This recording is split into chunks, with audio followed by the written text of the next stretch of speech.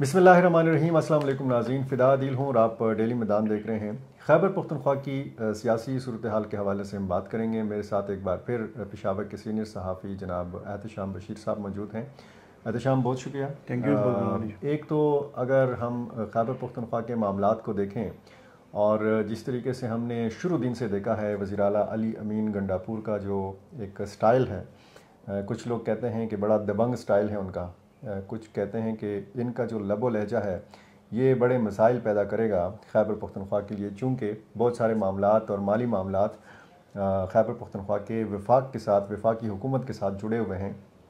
और फिर जब हम हालिया सेनेट इलेक्शन में देखते हैं कि बाकी सूबों में तो इलेक्शन हो जाता है लेकिन खैबर पख्तूनख्वा में मुलतवी हो जाता है, और इसके पीछे वही एक लड़ाई है कि एक तो 2 और 3 नशिस्तों का मामला था, और दूसरा वो जो एक तासुर उभरा है कि जी इदारों के साथ महाजराई की जो एक ख्वाहिश है या एक कोशिश है वो अभी तक चल रही है।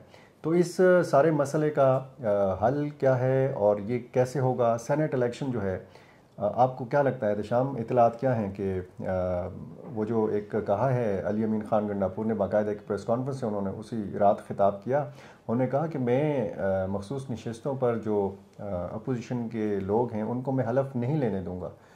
ताज़ा तरीन क्या सूरत हाल है? शुक्रिया फ़िदा।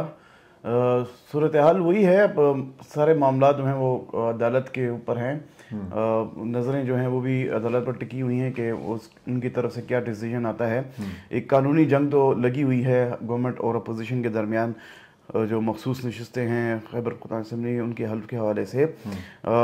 जैसे कि मैंने आपको पहले भी प्रोग्राम में कहा था कि हुकूमत कतन ये इरादा नहीं है कि सेनेट इलेक्शन से पहले जो है वो मखसूस नशिस्तों पर हल्फ लिया जाए। इसीलिए जो जिस दिन इलेक्शन होने थे तो 2 फरवरी को, तो इसीलिए जो है ये 2 अप्रैल को सॉरी, तो यही बातें सामने आ रही थी कि इलेक्शन होने नहीं दिया जाएगा, ना हुकूमत की तरफ से भी और अपोजिशन की तरफ से भी। अगर अपोजिशन चाहती है कि ये हल्फ हो जाए तो फिर जो है हुकूमत को या सुन्नी इत्तेहाद कौंसिल को नुकसान होना था, क्योंकि उनको जो नशस्तें मिलनी थी, कोशिश ये की जा रही है कि 11 नशस्तें हैं खैबर पख्तूनख्वा असम्बली से, तो उनको तकरीबन 10 तो ख्वाहिश है उनकी ये हमें मिल जाएं। अगर अपोजिशन की जो ख़वातीन और अक़लियत की नशस्तें हैं इस पर हल्फ हो जाता है तो फिर अपोजिशन जमातें जो हैं वो 4 से 5 नशस्तें हासिल कर सकती हैं। तो इसीलिए जो है अपोजिशन और हुकूमत के दरमियान, आपको पता है ये जंग अभी जारी है, अदालत में मामला चला गया है। जैसे कि अली अमीन गंडापुर ने कहा है कि वो किसी सूरत भी जो है वो मखसूस नशस्तों पर हल्फ लेने नहीं देंगे। तो ये उनकी ख्वाहिश हो सकती है लेकिन ऐसा मुमकिन नहीं है, क्योंकि अगर अदालत ये फैसला कर देती है कि अभी जो गुज़िश्ता जो फैसला था पेशावर हाई कोर्ट का, उसमें स्पीकर को कहा गया था कि जी आप इजलास बुलाएं और अरकान से जो है वो हल्फ लें, लेकिन स्पीकर का ये मौक़िफ़ है कि मैं इजलास खुद से नहीं बुला सकता, ये इख्तियार सिर्फ गवर्नमेंट के पास है और अपोजिशन के पास है जो रिक्विजिशन के ज़रिए इजलास बुला सकते हैं। अगर अदालत इसमें ये कह देती है आने वाले फैसले में कि हुकूमत को कि भाई आप इजलास बुलाएं, और फिर हुकूमत बाउंड हो जाएगी अदालत के फैसले पर कि वो हर सूरत इजलास बुलाए, ना हो तो फिर कंटेम्प्ट ऑफ कोर्ट में भी जा सकते हैं। तो ये अली अमीन गंडापुर साहब की ख्वाहिश हो सकती है कि उनसे किसी सूरत हल्फ नहीं ले सकते, लेकिन आने वाले दिनों में ये जो है अदालत के फैसले पर मुनसर है कि क्या फ़ैसला आता है। लेकिन ये जंग थोड़ी सी तवील मुझे नज़र आ रही है, क्योंकि अगर फैसला हो जाता है अपोजिशन के हक में कि भाई आप मखसूस नशस्तों पर हक लिया जाए, तो फिर सुन्नी इत्तेहाद कौंसिल या हम PTI के हैं वो चली जाएगी सुप्रीम कोर्ट में इस फैसले के ख़िलाफ़।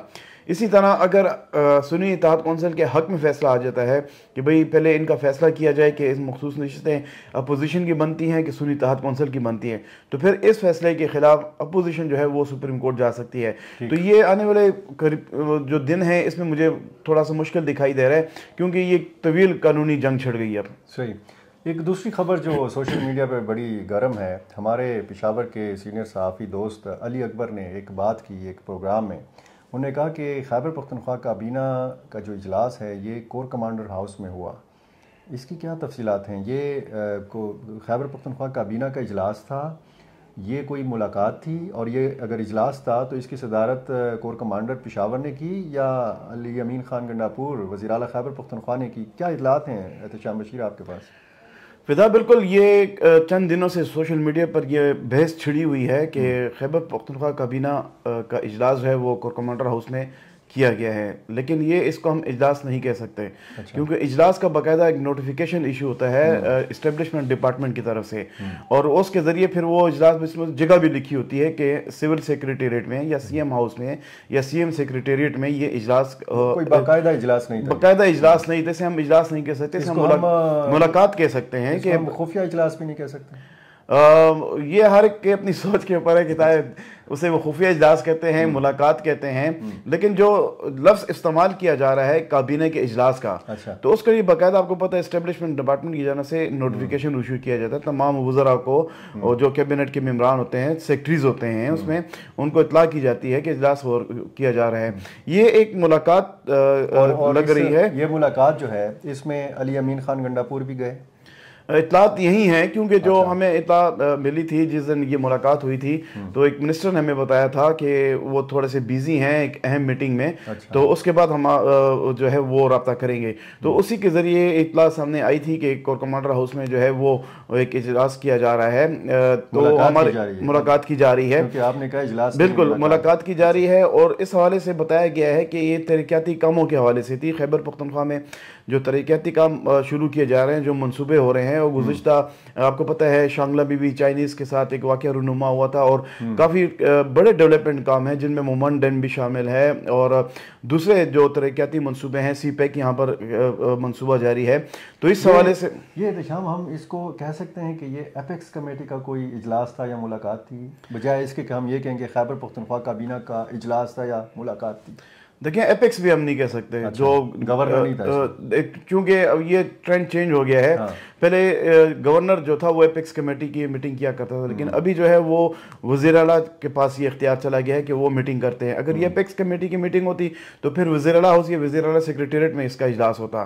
तो इस हवाले से ये बातें सामने आई हैं, और इसमें कोर कमांडर हाउस में जो मीटिंग हुई है या मुलाकात हुई है, उसमें ये भी कहा गया है कि फंड्स के हवाले से हमें शदीद मुश्किलात का सामना है, क्योंकि फेडरल गवर्नमेंट जो है वो खैबर पख्तूनख्वा को बिजली रॉयल्टी के हवाले से, NFC के हवाले से, रॉयल एंड गैस रियलिटी के हवाले से पैसे नहीं दे रही। तो ये पैसे जो मरकज़ की तरफ से नहीं दिए जा रहे हैं, ये भी तो हो सकता है कि सूबाई हुकूमत शिकायत लेकर कोर कमांडर हाउस चली गई हो।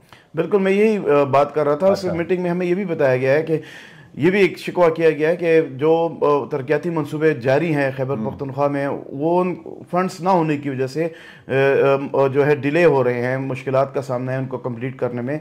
तो ये भी एक बात सामने आई है कि उनसे कहा गया कि फेडरल गवर्नमेंट से बात की जाए ताकि खैबर पख्तूनख्वा को जो हक बनता है वो उसे दिया जाए, ताकि यहाँ पर जो माली मुश्किलात हैं, जैसा कि गुज़श्ता दिनों वज़ीर ख़ज़ाना जो मुशीर ख़ज़ाना हैं मुज़म्मिल असलम साहब, तो उन्होंने हमें बताया है कि तकरीबन 630 अरब रुपए के जो बैरूनी कर्जे हैं वो खैबर पख्तूनख्वा पर हैं, और अगर फेडरल गवर्नमेंट जो है हमें पैसे दे देती है तो ये कर्जे हम उतार सकते हैं, और जो कर्ज़ों की मद में जो पैसे जा रहे हैं तो वो हम डेवलपमेंट कामों के ऊपर लगा सकते हैं। इसी तरह उन्होंने जो बताया है कि जो तनख्वाहें की मद में है, पेंशन की मद में हर साल जो है इजाफा हो रहा है, तो इसीलिए जो है ये डेवलपमेंट जो पैसे हैं वो भी तनख्वाहों की मद में चले जाते हैं। तो आने वाले दिनों में जो है सूबाई हुकूमत एक केस तैयार कर रही है इस हवाले से कि जो जिन मदों में फेडरल गवर्नमेंट के ज़िम्मे पैसे रहते हैं वो केस तैयार करके वफाक के साथ इस मामले को उठाया जाए। तो आने वाले दिनों में वज़ीर आला खैबर पख्तूनख्वा अली अमीन गंडापुर और उनकी पूरी टीम, मुशीर ख़ज़ाना और दूसरे लोग जो हैं वो जाकर फेडरल गवर्नमेंट से ये मामला उठा सकते हैं कि जी हमें इस हवाले से हमारी मदद की जाए। कोर कमांडर से मिलना कोई बुरी बात तो नहीं है एहतशाम, लोग मिलते हैं, मुलाकातें होती हैं, और सोशल मीडिया पे बड़ी तनकीद हो रही है कि जी ये तनकीद क्यों हो रही है? मतलब खैबर पख्तूनख्वा के वज़ीर आला अगर जाकर मिलते हैं, अगर वज़रा जाकर मिलते हैं, तो आपकी नज़र में ये तनकीद की वजह क्या हो सकती है? फिदा, ये पहली बार नहीं है कि कोई वज़ीर आला जाकर मिला हो या कोर कमांडर मिलते हैं, वज़रा भी मिलते रहते हैं। और जैसे कि आर्मी चीफ ने प्राइम मिनिस्टर से मुलाकात की है, प्रेसिडेंट से मुलाकात करते हैं, इसी तरह होती रहती है। लेकिन यहाँ पर मसला ये है कि PTI का एक 9 मई के हवाले के बाद ये स्टांस रहा है कि जी हमारे खिलाफ एक साजिश की गई है। और जो है वो अभी जो इलेक्शन हुए हैं आम इंतखाबात, इसमें भी एक बात की जा रही है कि जी हमारा मैंडेट चोरी किया गया है।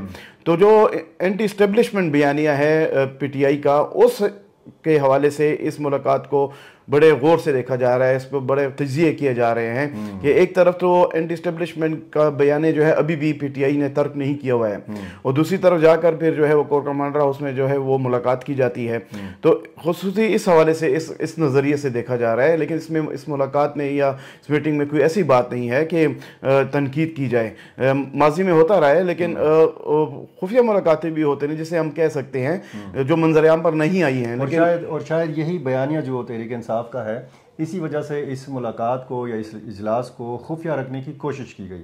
वो तो भला हो अली अकबर साहब का कि उन्होंने ये बात कर दी और उसके बाद ये बात खुल के सामने आ गई। लेकिन एहतशाम, क्या इस सिलसिले को, इन मुलाकातों को क्या मुस्बत लिया जा सकता है कि एक जो बयानिया तहरीक इंसाफ का या जो एक सूरत हाल बनी हुई है, अगर इस तरह की मुलाकातों से कोई मामला ठंडा होता है, कोई मामलात में सुधार आता है, मुफाहमत की तरफ बात बढ़ती है, तो क्या ये अच्छी बात नहीं है?